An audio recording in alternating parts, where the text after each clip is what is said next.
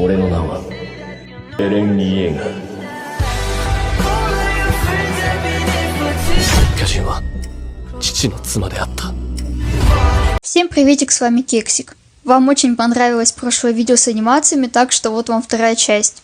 Сегодня у нас будет не так много работ, потому что в основном все скидывали одни и те же ошибки, что я рассматривала в прошлом видео.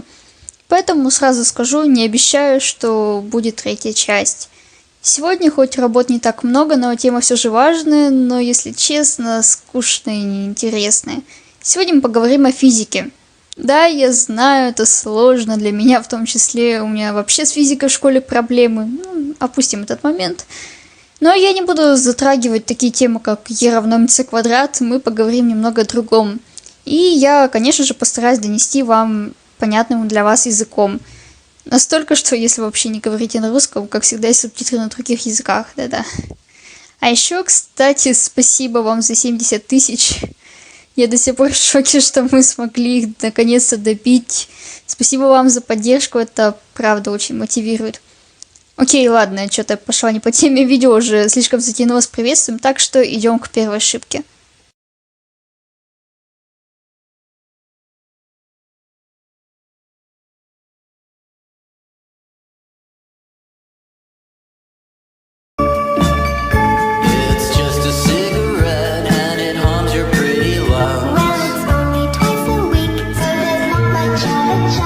Я решила начать с чего-то попроще.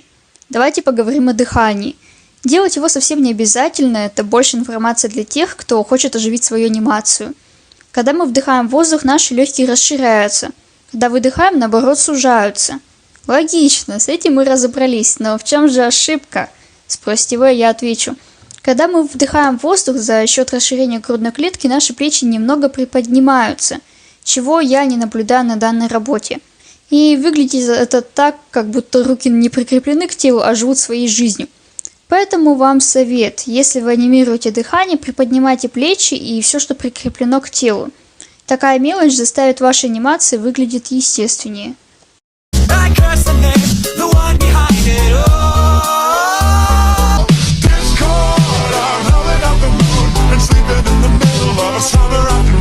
Я назову это механизированные движения. Просто я вижу в этих персонажах какого-то робота, которого запрограммировали так двигаться. Они как бы заканчивают одно движение и либо сразу начинают другое, либо резко останавливаются. Ни то не свойственно для естественных человеческих движений.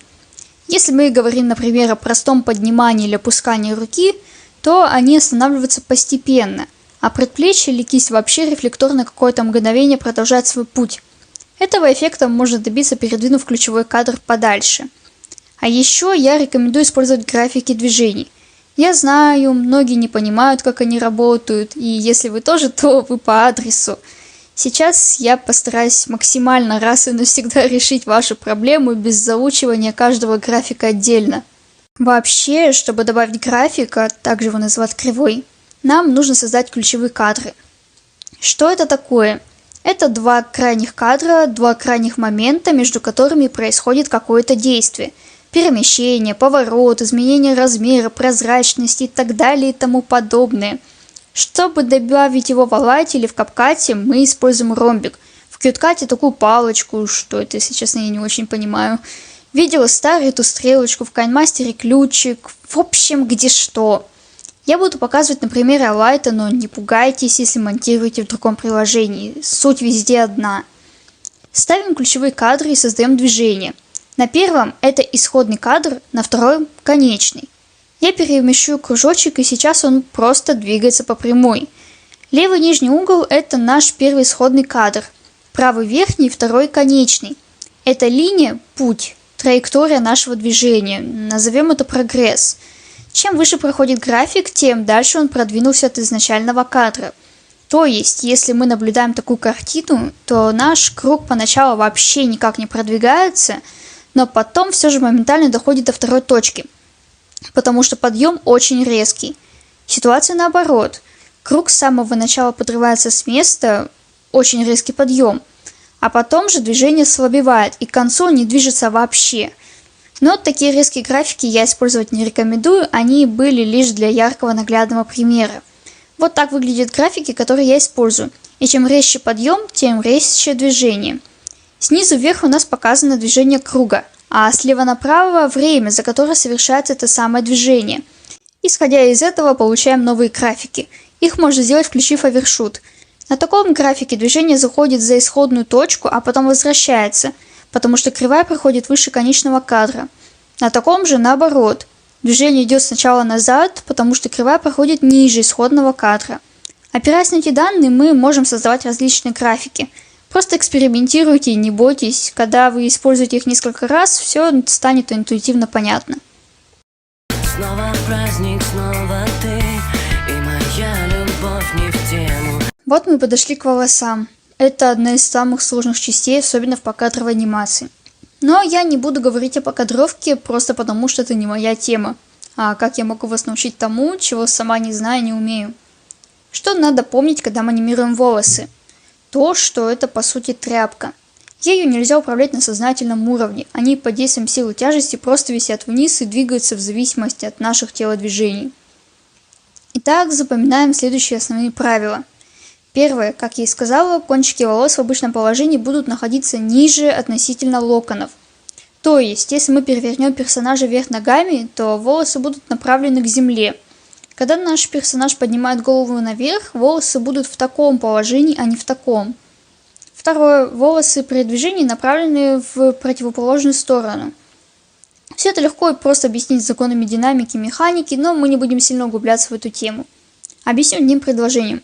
Когда один объект движется в одну сторону, тот объект, что прикреплен к нему, будет направлен в противоположную сторону. Что это значит? Когда персонаж бежит вперед, его волосы будут развиваться по направлению назад. Если мы резко останавливаем его, волосы по инерции на какой-то момент продолжат свой путь вперед.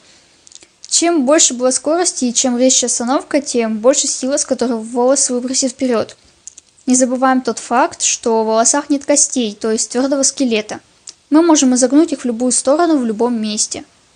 Надеюсь, это видео было для вас полезным, ибо на самом деле я не знаю, как лучше объяснять такие вещи. Поэтому мой вам совет – наблюдайте.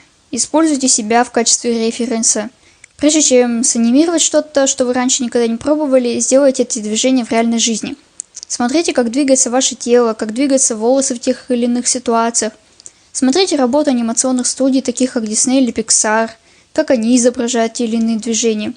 И самое главное, тренируйтесь. Все приходит с опытом и насмотренностью. Не бойтесь пробовать что-то новое, ведь я уверена, у вас все получится. Может, не с первой попытки, но рано или поздно так оно и будет. Ну а с вами была Кексик. Всем спасибо за просмотр, всем удачи и пока-пока.